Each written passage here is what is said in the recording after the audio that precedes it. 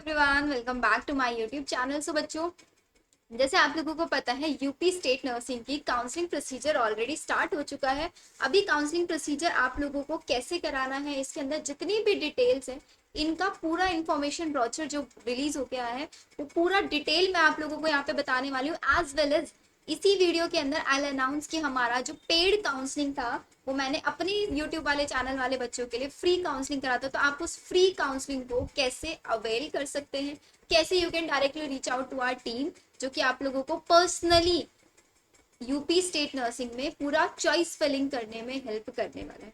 So make sure video को and तक देखना है। अगर आज आप मेरे चैनल पे नए हैं तो चैनल को सब्सक्राइब जरूर करना है।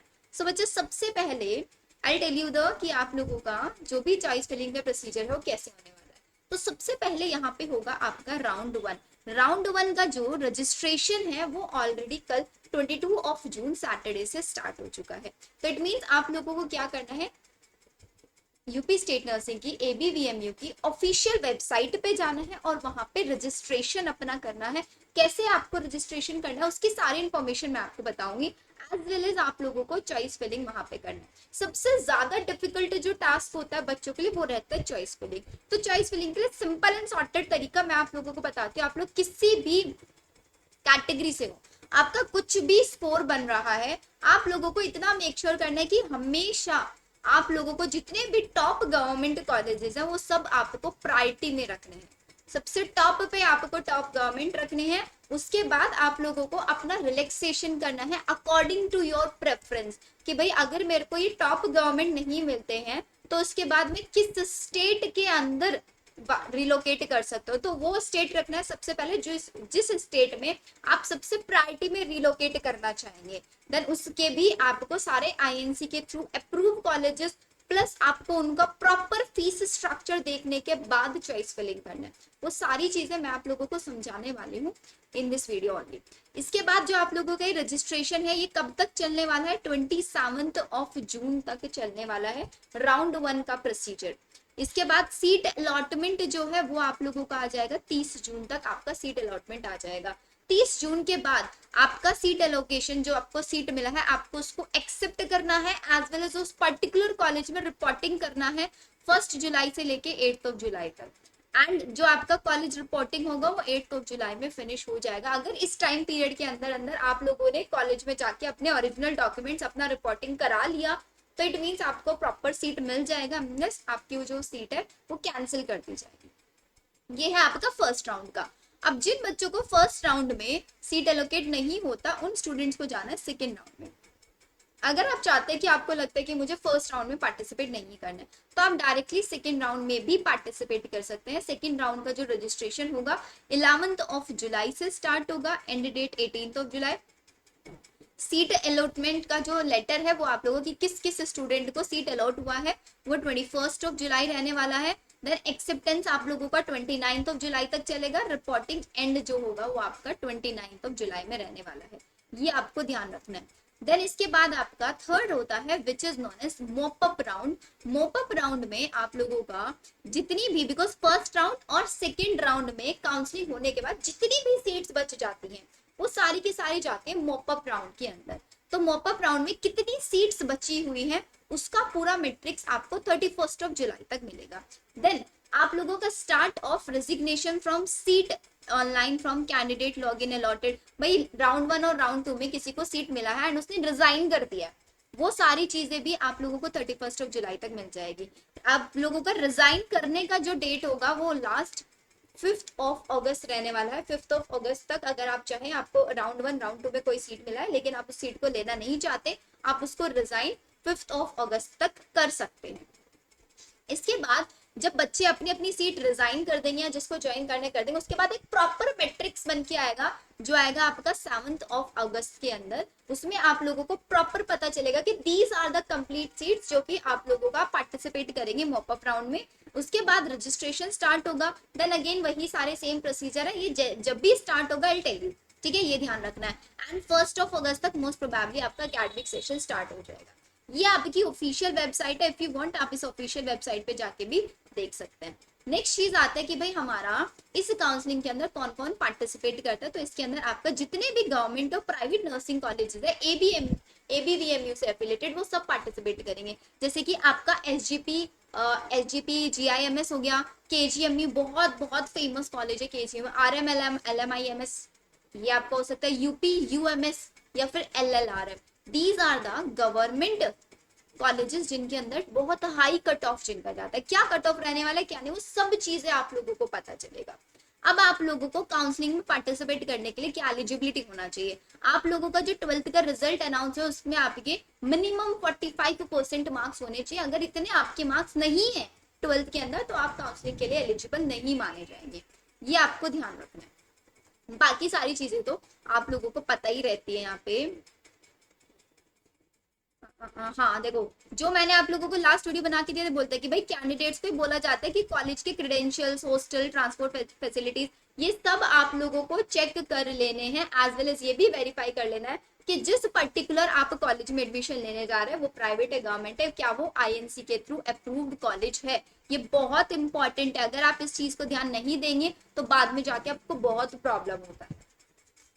नेक्स्ट आता है कि आप लोगों को अब इसके लिए रजिस्ट्रेशन कैसे करना है। तो रजिस्ट्रेशन के लिए जब भी आप ऑफिशियल वेबसाइट पे जाएंगे, मैं आपको जाके भी दिखाऊंगी, आपको ABVMU की ऑफिशियल वेबसाइट पे जाना है, आपको वहां पे रजिस्ट्रेशन करना है। तो रजिस्ट्रेशन के लिए आपको 500 रुपीज चार्ज करना होगा, जो कि नॉन रिफंडेबल है।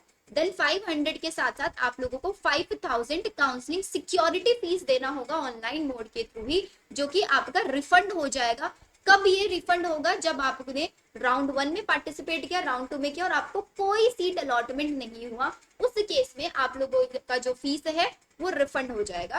एंड वो सेम उसी ओरिजिनल पेमेंट मेथड में जाएगा जिसके थ्रू आपने पेमेंट किया। आपको वहां पे कोई बैंक अकाउंट, कोई डिटेल्स नहीं डालने हैं। सो मेक श्योर आप एक एक्टिव बैंक अकाउंट से पेमेंट करें जिसमें आपका रिफंड भी इजिली हो पाए, ये आपको ध्यान रखना है। सीट अलॉटमेंट के बाद आप लोगों को सीट कंफर्मेशन फीस देनी होगी, विच इज योर 40,000। बहुत इंपॉर्टेंट है, ध्यान रख लो हर कोई बच्चा।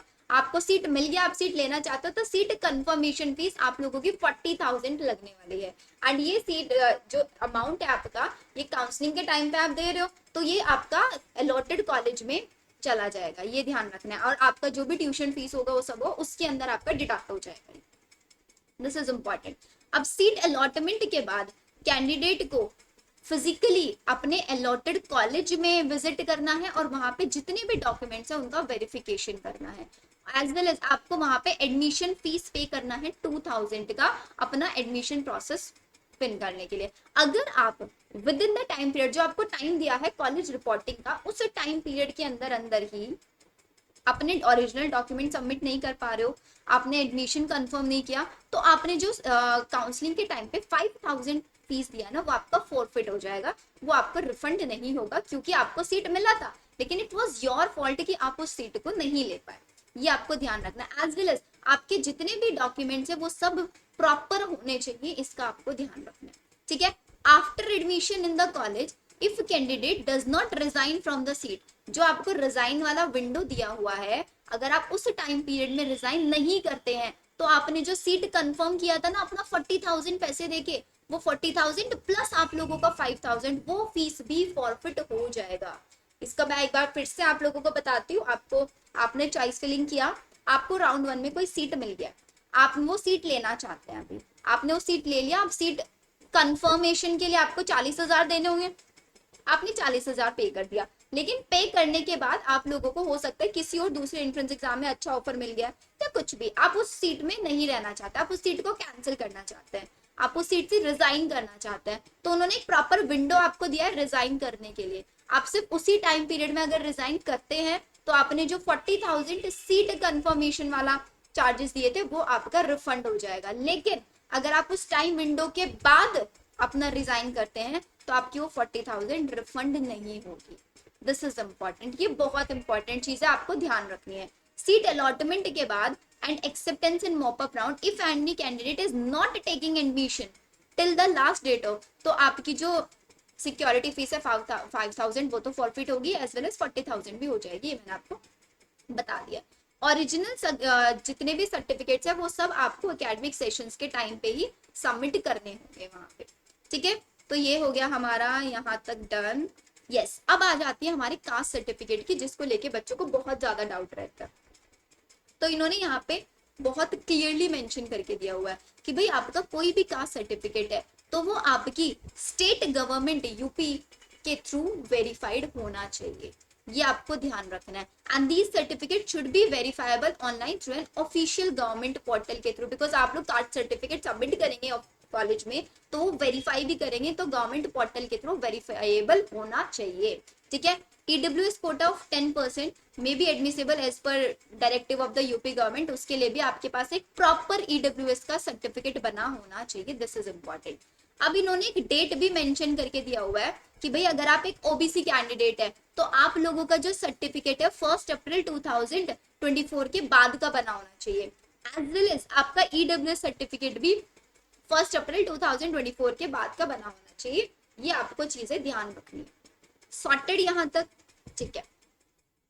अब बात करते हैं कि भाई हमारे पास इस काउंसलिंग के अंदर गवर्नमेंट नर्सिंग कॉलेजेस में अगर आपको एडमिशन लेना है तो आपके पास यूपी का डोमिसाइल होना चाहिए, बहुत जरूरी है यूपी का domicile. Candidate is having the domicile certificate of UP issued from the competent authority, या फिर कैंडिडेट ने अपना 10th और 12th किसी यूपी बोर्ड से किया हो, यूपी के कॉलेज से अगर आपने किया हुआ होगा आपको तभी मिलेगा। So this was all the details जो आपको यहाँ पे ध्यान रखना है। एंड ये आपका पूरा इन्फॉर्मेशन मैंने आपको बता ही दिया है कि आप लोगों को कैसे कैसे करना है। अब इन्होंने बताया हुआ है कि भाई आपको राउंड 1 में क्या क्या चीजों का ध्यान रखना है। तो आप जैसे ही ऑफिशियल वेबसाइट पे जाएंगे तो आपको वहां पे अपना रजिस्ट्रेशन आईडी और पासवर्ड क्रिएट करना होगा। उसके बाद आप लोगों को वहां पे, मैं एक बार आप लोगों को ऑफिशियल वेबसाइट पे इसका जाके दिखा रही हूँ, just give me a second।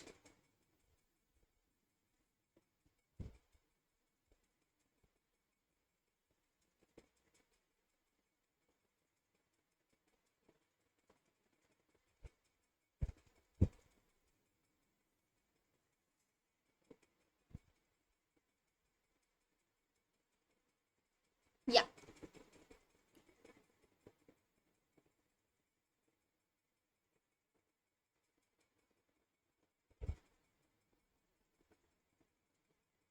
देखो, सिंपली आप लोगों को क्या करना है ना, आप लोगों ने अपना आईडी पासवर्ड क्रिएट किया हुआ है ऑलरेडी यहाँ पे, तो आपको ABVMU की ऑफिशियल वेबसाइट पे जाना है। एंड ऑफिशियल वेबसाइट पे जाने के बाद आप लोगों को यहाँ पे लॉगिन पे क्लिक करना है। जैसे आप लॉगिन पे क्लिक करेंगे आपको अपना आईडी और पासवर्ड यहाँ पे डालना है, लॉगिन करोगे उसके बाद आपके पास ऑप्शन आ जाएगा कि आपको अपनी काउंसलिंग के लिए रजिस्ट्रेशन करना है, तो आप वहां से अपना काउंसलिंग के लिए रजिस्ट्रेशन कर सकते हैं अपनी फीस पे करके, देन आप चॉइस फिलिंग कर सकते हैं। अब इंपॉर्टेंट चीज आएगी चॉइस फिलिंग की, कि भाई चॉइस फिलिंग करने से पहले आप लोगों को एक इंपॉर्टेंट चीज ध्यान रखनी है, वो इंपॉर्टेंट चीज होगी आपका कॉलेज की, let me show you one thing, yes this is, ये वो सारे कॉलेजेस हैं जो कि आपके राउंड 1 में पार्टिसिपेट करने वाले हैं। तो आपको अपनी चॉइस फिलिंग करने से पहले कॉलेज को ये देखना है कि वो आईएनसी के थ्रू अप्रूव है या नहीं है, प्लस आपको उसका फीस स्ट्रक्चर अच्छे से देख लेना है। यहाँ पे इन्होंने, जैसे कि अगर मैं आपका बात करूं तो हम यहाँ पे देखते हैं, चलो फर्स्ट कॉलेज ही देखते हैं, government college of nursing government institute of medical science Gautam Buddh Nagar में है, गवर्नमेंट कॉलेज है, कोएड है, बॉयज एंड गर्ल्स दोनों के लिए है। टोटल सीट मैट्रिक्स आप यहाँ से देख सकते हैं, टोटल 60 सीट्स है, जनरल कैटेगरी के लिए 24 है, ईडब्ल्यूएस के लिए 6 है। अब इसका अगर आप फीस स्ट्रक्चर पे यहाँ पे क्लिक करेंगे तो आपके पास पूरा फीस स्ट्रक्चर बन के आ जाएगा कि भाई इनका जो फीस स्ट्रक्चर है वो 50,000 है, लाइब्रेरी फीस 1000 है, ट्रांसपोर्टेशन फीस कुछ नहीं है, हॉस्टल एकोमोडेशन, तो टोटल आपका 3,58,000 तक यहाँ पे चार्जेस रहने वाला है। तो आपको इस चीज को भी ध्यान रखना है कि आप इसको अफोर्ड कर सकते हैं या नहीं कर सकते, ठीक है। तो आई होप आप लोगों के लिए वीडियो बेनिफिशियल रहा होगा। इसके बाद इफ यू वांट कि आप लोग प्रॉपरली चाहते कि मेरा इतना स्कोर है और इतने स्कोर के बाद यू वांट कि हमें ये आइडिया लग जाए कि मुझे कौन कौन सा कॉलेज को प्रायोरिटी पे रखना है, तो उसके लिए I make another video, but I just need your feedback कि आप लोग की कैसी डिमांड है इस काउंसलिंग में हेल्प करने के लिए। सो आई होप वीडियो आप लोगों के लिए बेनिफिशियल रहा होगा। मिलते हैं हम हमारी नेक्स्ट वीडियो में। Bye everyone.